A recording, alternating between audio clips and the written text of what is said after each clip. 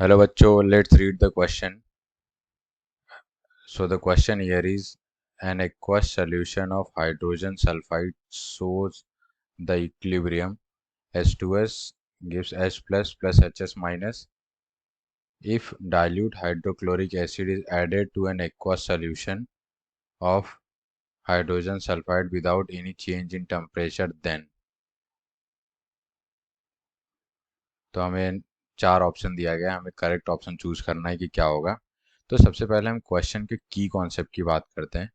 So the key concept of the question here is, तो question का key concept क्या है? Affect of addition of dilute acid in equilibrium condition में dilute acid add करने का effect क्या होता है। ओके, तो यहाँ पे हमें दिया क्या गया है, किसका इक्विलिब्रियम H2S का है। तो यहाँ पे क्या रिएक्शन क्या है, H2S इक्विलिब्रियम में किसके साथ है, H प्लस HS माइनस के साथ है। ओके, तो इस इक्विलिब्रियम का K क्या होगा, K हो जाएगा यहाँ पे concentration of H plus, product का कॉन्सेंट्रेशन अपॉन रिएक्टेंट का कॉन्सेंट्रेशन। तो प्रोडक्ट का कॉन्सेंट्रेशन क्या है, concentration of H plus into concentration of HS minus upon concentration of H2S।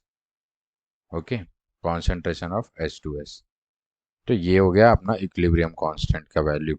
Okay, तो यहाँ पे क्या बोला है, डाइल्यूट एसिड ऐड कर रहे हैं, तो हाइड्रोक्लोरिक एसिड। तो हाइड्रोक्लोरिक एसिड जब हम ऐड करेंगे तो H प्लस का कॉन्सेंट्रेशन क्या होगा, वो बढ़ते जाएगा। और H प्लस का कॉन्सेंट्रेशन अगर बढ़ते जाएगा तो लीच एटलीस्ट प्रिंसिपल के अकॉर्डिंग रिएक्शन किधर शिफ्ट होगी, बैकवर्ड शिफ्ट होगी। और जब रिएक्शन बैकवर्ड शिफ्ट होगी तो यहाँ पे HS का कॉन्सेंट्रेशन क्या होगा, वो डिक्रीज होगा, क्योंकि यहाँ पे रिएक्शन किस डायरेक्शन में शिफ्ट हो रही है, बैकवर्ड शिफ्ट हो रही है H2S के डायरेक्शन में।